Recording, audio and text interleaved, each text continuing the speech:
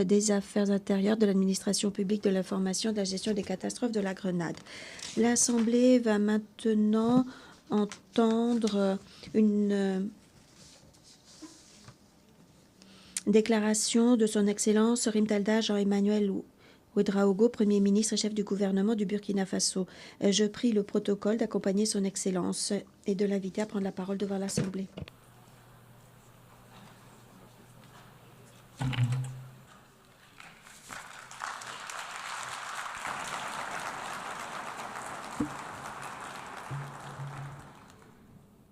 Madame la Présidente, Monsieur le Secrétaire général des Nations Unies, Mesdames et Messieurs les chefs de délégation, distingués délégués, Mesdames et Messieurs,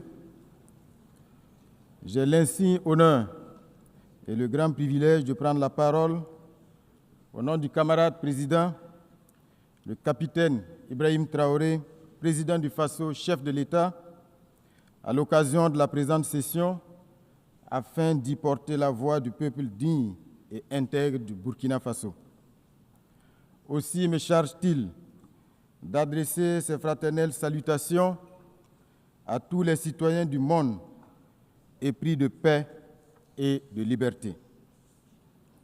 Madame la Présidente, je vous adresse au nom du Burkina Faso mes chaleureuses félicitations pour votre élection à la présidence de cette 80e session. Votre élection consacre la confiance de la communauté internationale en votre leadership et votre sens de l'écoute et du dialogue.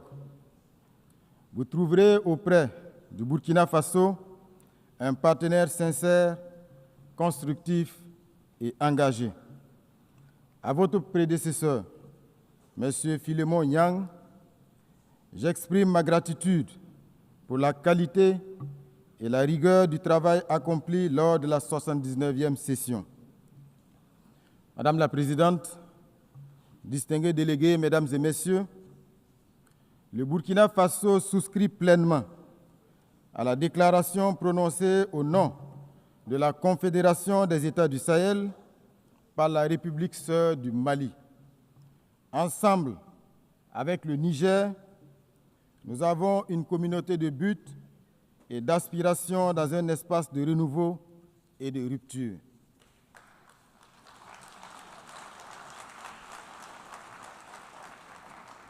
Monsieur le Secrétaire général, le Burkina Faso tient à saluer l'apport du système des Nations Unies et de ses partenaires dans notre quête commune de stabilité et de prospérité.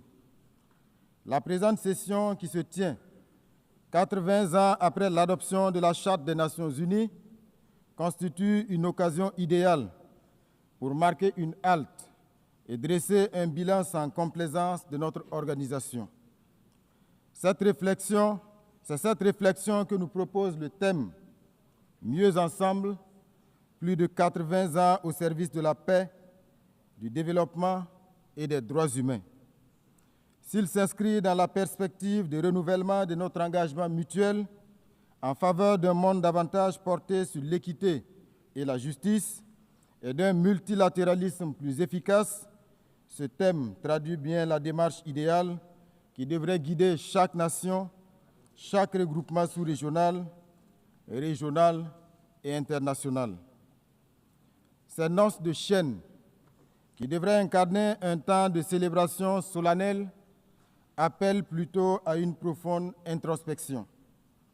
Le bilan des 8 décennies des Nations Unies, loin de susciter l'allégresse, s'apparente davantage à un fiasco embarrassant, une désillusion collective et un échec structurel. Puisque le devoir de vérité nous y invite, nous devrons reconnaître avec humilité que quoique le tableau global présente quelques acquis, celui-ci reste négativement marqué par 8 décennies d'optimisme durement éprouvé, 8 décennies d'espoir déçus, 8 décennies de rêves brisés, bref, 8 décennies de rendez-vous cruciaux manqués. C'est malheureusement l'image obscure d'une ONU que beaucoup de nos dévanciers de 1945, s'ils vivaient encore, auraient eu du mal à accepter. Il est donc difficile de se réjouir face à un bilan aussi mitigé. Comment comprendre que l'Afrique, berceau de l'humanité et foyer de tant de conflits, représentant plus d'1 milliard d'êtres humains, demeure exclue des instances décisionnelles du Conseil de sécurité? Comment accepter que des missions de maintien de la paix, financées à coups de milliards, quittent nos pays en laissant davantage de frustration et de souffrance que de résultats tangibles? Les causes de ce naufrage collectif sont pourtant bien connues de tous, notamment des États membres eux-mêmes, qui, durant des décennies, ont, dans le cadre de l'Assemblée générale, consacré leurs énergies à défendre des causes nobles et à proposer des réformes réalistes sans obtenir gain de cause. Que peut-on y faire si les décisions de l'Assemblée générale, qui ne sont pas contraignantes, la rendent congénitalement inaudible et inefficiente? Pouvait-on espérer un meilleur bilan avec un Conseil de sécurité malade de la politisation de ses décisions, impotent du fait de ses incohérences et inefficient en raison de ses divisions permanentes? Pire encore, ce Conseil au rôle aujourd'hui galvaudé se présente lui-même comme un grand fauteur de troubles pour la complicité tacite, sournoise et parfois active de certains de ses membres permanents, eux-mêmes grands acteurs et principaux financiers des crises de notre époque. Voilà ce qu'est devenu notre Conseil de sécurité. Une entreprise, il faut le dire, funeste, qui, du fait des visées prédatrices de certains de ses membres permanents, peut entre autres décider de quel pays sera à l'ordre du jour du terrorisme international, dans quel autre envoyer des opérations de maintien de la paix, comme pour mieux légitimer son rôle. C'est donc impuissant que nous assistons aux échecs d'initiatives, pourtant judicieuses en raison des rivalités entre États et à des crises non résolues, dont la plus emblématique est le conflit israélo-palestinien qui n'a que trop duré. L'inaction coupable de la communauté internationale face à la défiance de l'autorité des États par des terroristes financés et soutenus par d'autres États s'ajoute à tous ces paradoxes inquiétants. Le temps du sursaut et des réformes courageuses est venu. Sans cela, le Conseil de sécurité restera une institution anachronique, incapable de répondre aux défis de notre temps. Mesdames et messieurs, dans un monde en profonde mutation marqué à la fois par l'essor de la numérisation et par la persistance de tensions géopolitiques, il devient impératif de repenser nos stratégies de développement économique. Le commerce international ne peut plus être appréhendé à travers les schémas rigides et déséquilibrés qui nous ont été imposés, mais doit être réorienté vers le renforcement de l'autonomie économique, la transformation locale des ressources et la promotion d'une justice sociale réelle. Il est aujourd'hui reconnu que la prospérité durable passe par des politiques volontaristes d'industrialisation, de valorisation sur place de nos matières premières et de création d'emplois décents, notamment pour la jeunesse. C'est pourquoi il est urgent de répondre avec le cycle, il est urgent de rompre avec le cycle de dépendance aux exportations de produits bruts, un modèle qui accroît la vulnérabilité de nos économies et freine inexorablement notre émergence. Au Burkina Faso, les initiatives présidentielles traduisent cette volonté ferme de bâtir une économie productive, inclusive et résiliente, capable d'offrir de nouvelles perspectives à nos concitoyens. C'est dans ce sens que mon pays réaffirme son attachement à l'édification d'un système commercial multilatéral plus juste et plus équitable, fondé sur la solidarité internationale et tirant pleinement parti des avancées scientifiques, technologiques et de l'innovation, véritable levier d'un développement durable et partagé. Madame la Présidente, mon pays traverse, comme d'autres nations du Sahel, une des épreuves les plus difficiles de son histoire. Depuis près d'une décennie, le Burkina Faso est agressé par des terroristes soutenus par des forces obscures. Ces groupes convoitent nos ressources, cherchent à briser notre souveraineté et à imposer la loi du chaos. Mais loin de nous résigner, nous avons fait le choix de la dignité et de la résistance. Sous le leadership du camarade président, le capitaine Ibrahim Traoré, nous avons décidé de prendre notre destin en main, en mobilisant nos forces de défense et de sécurité, appuyées par les volontaires pour la défense de la patrie, véritables héros du quotidien, en instituant le Fonds de soutien patriotique, alimenté par les contributions volontaires de nos citoyens, de notre diaspora et des amis du Burkina Faso à travers le monde. Depuis 2023, ce fonds a déjà collecté plus de 413 milliards de francs CFA, preuve éclatante de l'unité et du sursaut patriotique de notre peuple. En engageant des réformes historiques pour atteindre la souveraineté alimentaire, réhabiliter nos terres, relancer notre production agricole et réduire notre dépendance aux importations. Ces efforts déployés par tout un peuple déterminé portent leurs fruits. Plus de 72% de notre territoire ont été reconquis, des milliers de déplacés internes regagnent leur localité, des écoles rouvrent, des services sociaux reprennent vie. Le Burkina Faso démontre ainsi qu'un peuple uni et debout peut surmonter les épreuves les plus dures. En tout état de cause, le Burkina Faso réaffirme en toute responsabilité que ses priorités ne sont pas négociables et que ses choix sont plus que jamais à respecter. Mesdames et messieurs, nous inscrivons notre action dans le sens des vertus de la solidarité et de l'unité avec la conviction profonde qu'un peuple rassemblé autour d'un idéal commun peut accomplir de grandes choses. Les efforts conjugués de nos concitoyens de l'intérieur comme de la diaspora et leur adhésion enthousiaste à la dynamique impulsée nous confortent dans la justesse des choix que nous avons opérés sous le leadership du camarade président du Faso. L'engouement suscité par le Fonds de soutien patriotique et l'initiative présidentielle Faso-Mebo en est la parfaite illustration.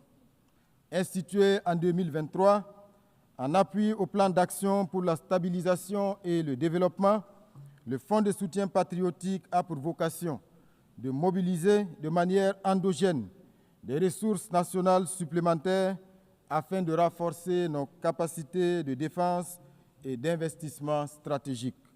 Ce fonds a suscité une adhésion massive tant à l'intérieur du pays qu'au sein de notre diaspora.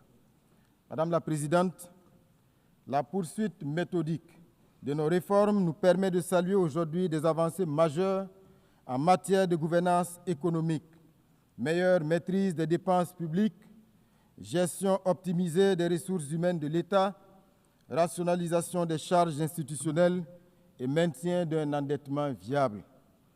Ces efforts sont également perceptibles dans la redistribution plus équitable des richesses nationales afin que les ressources abondantes de notre territoire profitent pleinement aux citoyens qui œuvrent à l'essor du pays et non à quelques intérêts extérieurs ou à leur relais interne. Malgré les difficultés inhérentes à la crise sécuritaire et humanitaire, les actions gouvernementales couvrant l'ensemble des secteurs de développement socio-économique enregistrent des succès notables. Mesdames et messieurs, c'est pourquoi nous nous étonnons des postures condescendantes de certaines agences onusiennes qui s'autorisent à s'immiscer dans notre débat national à travers des narratifs biaisés et déconnectés des réalités du terrain. Nous rejetons avec fermeté le rapport intitulé « Les enfants et le conflit armé au Burkina Faso », émaillé de contre-vérités et dont l'intitulé même relève d'une manipulation sémantique. Je voudrais, à cette occasion, saluer le courage de nos forces combattantes et rendre hommage aux martyrs civils et militaires tombés sur le champ d'honneur pour la défense de notre souveraineté. Madame la Présidente, nous l'avons toujours proclamé. Le terrorisme est devenu le prétexte bien trouvé de certains États pour spolier les ressources africaines. Ainsi, nos pays se retrouvent confrontés à des terroristes qui ne sont en réalité que des supplétifs d'armées étrangères prédatrices. Certains États, d'ailleurs, ne se cachent même plus pour revendiquer publiquement le soutien qu'ils apportent à ces criminels. C'est le cas de la France, du régime Macron, dont les médias publics, en plus de la désinformation quotidienne, sont devenus des relais de la communication des criminels, auteurs d'attaques lâches et barbares perpétrées contre de paisibles citoyens. À ce sujet, nous renouvelons notre appel quant à la suite réservé à l'adresse du 20 août 2024 par les États membres de la Confédération des États du Sahel au Conseil de sécurité et qui demeure à ce jour sans réponse. Ce silence persistant ajoute au discrédit de l'institution et laisse planer le doute sur une complaisance implicite.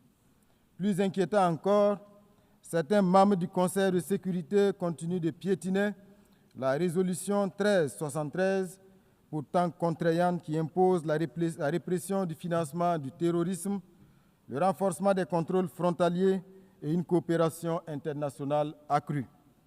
Au Sahel, nous avons pris acte de cette réalité et avons adapté nos dispositifs sécuritaires à cette donne tout en révisant nos modalités de coopération avec certains pays.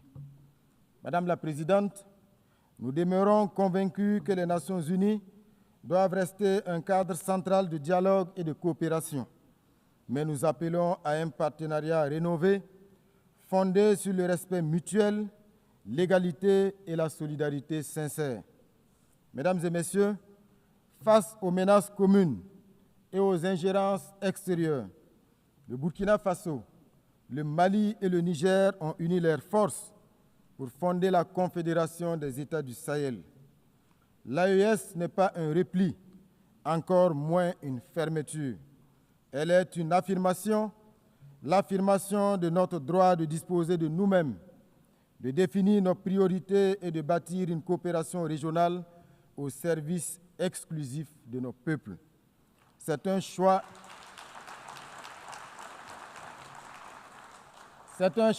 de dignité. C'est le refus d'un système où nos pays servaient trop souvent de terrain de manœuvre pour des agendas extérieurs. C'est la volonté d'être acteur principal de notre histoire et d'écrire nous-mêmes l'avenir de nos enfants. L'AES s'inscrit dans la continuité du combat de figures panafricanistes telles que Thomas Sankara, Patrice Lumumba ou Kwame Nkrumah. Aujourd'hui, une nouvelle génération de leaders assume ce flambeau avec la ferme conviction inspirée du père de la Révolution d'août 1983 que seule la lutte libère. Madame la Présidente, l'Afrique, depuis 8 décennies, revendique légitimement sa place au Conseil de sécurité. Il est temps de réformer profondément notre organisation. Plus concrètement, il s'agit de mettre en œuvre une réforme courageuse du Conseil de sécurité, en accordant à l'Afrique une représentation permanente, d'améliorer la gestion des ressources pour rendre l'ONU plus efficace et plus proche des peuples qu'elle prétend servir, de s'attaquer avec fermeté aux causes structurelles de l'injustice internationale, qu'il s'agisse du terrorisme instrumentalisé, du blocus de Cuba, des sanctions contre le Venezuela, la Russie, l'Iran, le Nicaragua ou de l'impasse du conflit israélo-palestinien. Le Burkina Faso souscrit à la vision de la Chine sur la communauté d'avenir partagée. Dans le cas particulier de la République bolivarienne du Venezuela, nous réaffirmons notre soutien indéfectible à ce peuple qui subit depuis des décennies des campagnes d'isolement, des sanctions illégales et des provocations incessantes. Face à cette ingérence flagrante dans les affaires souveraines d'une nation et cette agression économique aux conséquences humanitaires désastreuses, Nous exprimons notre solidarité avec ce pays qui résiste avec dignité pour préserver son droit de choisir son propre destin sans ultimatum ni dictat étranger. Nous appelons donc à la raison et à la diplomatie pour que cesse toute action hostile contre le Venezuela. Monsieur le secrétaire général, je voudrais à présent m'adresser à vous. Il est vraiment temps pour notre organisation de changer de paradigme, car l'ONU se retrouve aujourd'hui dans la même situation que la défunte Société des Nations. Elle est incapable d'imposer sa voix et faire respecter ses propres principes, incapable de faire appliquer ses décisions et résolutions aux puissants, incapable de faire respecter le droit international, incapable de régler les multiples conflits et incapable d'évoluer et de se mettre au niveau des défis actuels. Monsieur le secrétaire général, vous avez une belle occasion de rentrer dans l'histoire en prenant vos responsabilités pour une transformation en profondeur de cette organisation qui a suscité à sa création tant d'espoir. Vous avez le soutien ferme de millions de citoyens du monde pour faire de cette organisation un véritable garant de la paix et de la sécurité dans le monde et non un instrument de domination aux mains des forts du moment. Malgré les pressions diverses et les enjeux de pouvoir, nous vous savons assez ingénieux pour affranchir l'Organisation des Nations Unies et la placer à la hauteur de nos ambitions communes. Madame la Présidente, abordant les questions de développement, le Burkina Faso salue la tenue de la 4e conférence internationale sur le financement du développement et forme le vœu que les conclusions de la réunion de Séville puissent contribuer à l'avènement d'une architecture financière plus équitable, respectueuse de la souveraineté des États et soutenant une transformation réelle des pays en développement. Dans la même veine, il demeure impérieux de s'attaquer aux facteurs qui constituent un frein à la pleine réalisation des objectifs de développement durable censés transformer positivement notre monde sous l'égide des Nations Unies.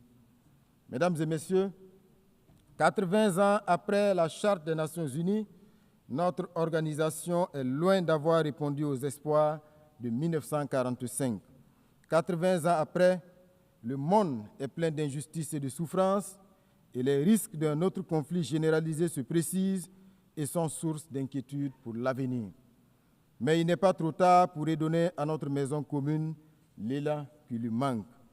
Le Burkina Faso, fidèle à son héritage panafricaniste, réaffirme sa foi en un multilatéralisme rénové, juste et équitable. Nous sommes résolus à défendre notre souveraineté et notre dignité, mais nous tendons la main à toutes les nations éprises de justice, de liberté et de solidarité. Vive l'Organisation des Nations Unies réformée et crédible. Vive la Confédération des États du Sahel. Vive le Burkina Faso digne, souverain et debout. La patrie ou la mort, nous vaincrons. Je vous remercie.